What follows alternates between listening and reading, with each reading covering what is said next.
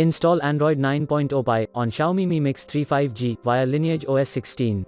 Please check the description for important notes and all the download links.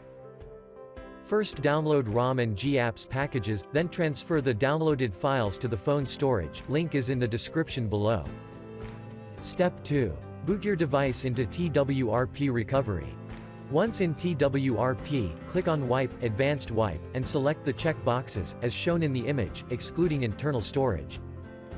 Step 4. Swipe the button to wipe the device. Step 5. Go back to the recovery main screen, and tap on the Install button. Step 6. Navigate to the storage, and select the ROM zip file.